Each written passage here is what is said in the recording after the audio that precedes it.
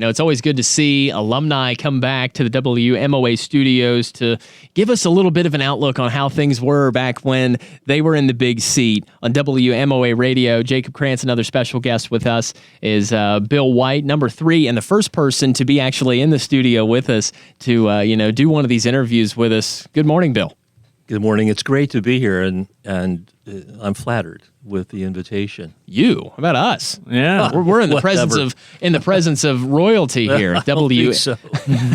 Oh my, no, I don't think so. But I will say that those were some of the best and lowest paid years of my life. So let's talk about those if years. You know what I mean, and I think you do. So not much has changed in the radio business, is what you're telling me. I'll tell you something. There's something very special about local radio, and we are lucky to have this radio station here since 1947. 46, yes. 46. It is it's a portal, I think, if I can use a contemporary word, to Marietta and who we are and what we do, and it's always been that way. We've always been plugged into Putnam Street front, right? Business, the community. It's always been here, certainly longer than me. Right. So, anyway, that's something that we would miss very much if you weren't here. Well, we're going to do our best to remain where we are. And thank your sponsors for that. Absolutely so. They really keep us going up here, Jacob. They're, the whole reason radio exists. We provide a free service to people, and it's because of the local businesses downtown that help us out. I couldn't agree more, and as Mr. White alluded to, Bill is the blast from the past and how we've been able to remain local, and I had a man on the street segment and really am in tune with downtown. But what I want to talk about, we've heard from, with our first 2 guests, the 80s and the 90s, outlook on the early 70s. Just give us an overview, who was walking through these halls, who was the staff that, you remember, kind of take us back. Well, the 70s... First of all, the music was better. I agree. We still play music from the 70s, Bill. Thank you, and thanks for doing that. I started here in February of 71, just a couple of weeks after I got out of the Marine Corps and got back from Vietnam. And my parents lived up here on the hill, and I needed a job, and I just basically walked over here. And Ray Rosenblum was the owner at the time. He hired me. Big John was here. Larry Steinel, Dick Sams. First time I met Rich Galen. You're going to get him on later. Mm-hmm. Ernie Hartong. At some point, Doug Bernhardy came along.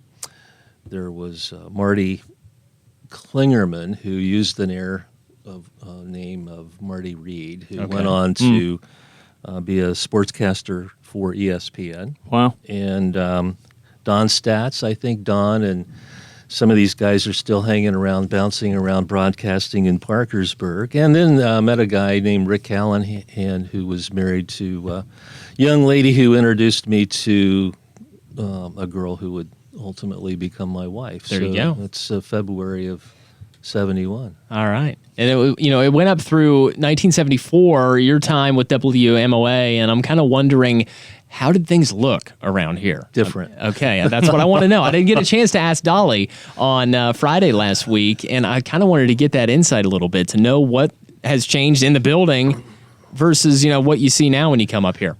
Well, first of all, this place is run by computers. Right.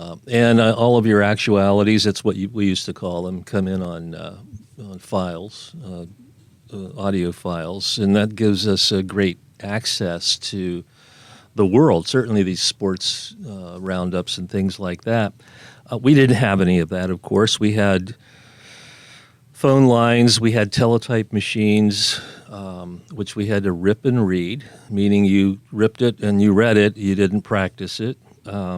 We had these horrible things called carts. Do you have any of those left? Oh, yeah, we have a rack back there. And I was telling Dolly, you see the discoloration in the wall right here? That's where that rack used to be. Also on that rack were two 7-inch tape recorders, one above the other. And if I get to the story about our call-in show that Rich Galen and I did, we'll talk about that. Sure. But that's the crew that was bouncing around here back in 1971 through 74. Ray was a unique individual, but he was an absolute news hound. Mm-hmm. And with combination of Ray and having Rich Gale and this upstart kid from Marietta College, who went on to do quite well in terms of politics and communications, to have that combination, WMOA was very much involved in local news. And that was one of the things that attracted me to stay here, was that Rich moved on and I took over as the news director. Mm-hmm. And those were some of the great times. And I would love to hear about that, about the aspect of news, because I feel like it's really important now because we have this oversaturation of information. But talk about during a time to where, a lot of it was he said, she said, and not much has changed. Give us an outlook of what news reporting and directing was like in the early 70s. Well, we carried these portable cassette players around, and we would hold up a microphone, try to get an interview after a city council meeting. We covered council pretty tightly. We knew these folks pretty well. The mayor, we had Jim Schweiker, John Burnworth back in the day. I think one of the things that stands out most for me was the Watergate situation back then, 72 to 74. And Ray was... he was curious enough. He sent me to New York City to a CBS News seminar, and that was one of the great experiences where I spent the day with the news team, and spent the day with Walter Cronkite, who was really just gracious with some small market guy that came up for a couple of days, and talked with Douglas Edwards. There was Lowell Thomas. I mean, these are classic names from the past, but what they all were, this is pretty important, they were all writers. They all reported on World War II from London and elsewhere, and they knew how to write. I don't know that we see that today. It's certainly not on the network news. Right. And concurrent with that was Rich starting this thing he called his commentary, which he did every day, 3 minutes every day, which try doing that. And then I did it as well. And that's an experience that it really set a path for me, because I love to write, and I certainly have opinions. So, put them both together, and then you're set up for a lawsuit sooner or later. Yeah. And Ray was really great at supporting us when somebody got hurt, and their feelings hurt. And with that, is there any story that stands out that you remember from either the news world or just reporting that maybe is untold, or just you kind of ponder on when you think back to your WMOA days? Some good, some bad. One of my first stories, it was a Sunday morning, and Rich called me, and he said, I can't do this. Get down to the First Baptist Church, and I did. I lived up on Warren Street at the time, and I walked in there. You can't do that today, but I walked in there to what was absolute awful situation. We reported on that, and then followed up through the months ahead to the boiler laws that were enacted to protect against something like that happening again. We always loved to cover city council meetings, because I don't know if it's this way today. A city council meeting in the council chambers, and then the real meeting takes place on the sidewalk after it's over. Right. Yeah, not much has changed. Nothing's changed. I believe that. We got to know these folks really well, both locally and on the state level. I had some really great interviews. People like, John Glenn. Spent the whole afternoon with John Glenn. He was a Marine fighter pilot, and of course I'd just gotten out of the Marine Corps, so we connected there. He was up visiting John Burnworth at the time. I think he was running for Senate. I just really don't remember too much about that. I do remember that the Washington County Fair was always a big deal. We were all on duty that whole week, and we broadcast. We did remotes from the fair. We interviewed everybody, from the junior fair queen to whoever, whatever politicians might be there. That's when I got some really great sportscasting experience with starting with Larry Steinel, who was our program director at the time. We did games from Fort Fry and Warren and in the county, and Big John and Rich Galen did the Tigers here. Mm-hmm. Rich moved on. I took over for him and spent a lot of airtime with Big John. One of our great experiences was when Marietta College baseball was coming alive, and they made it to the Mideast Regionals, I believe. Back then it was only 2 divisions, 1 and 2, and we ended up in Jackson, Tennessee. Marietta College playing school from Thibodaux, Louisiana. I remember that. Wow. High school and college sportscasting, being in the county, meeting the kids, the players, the coaches, the parents, the band.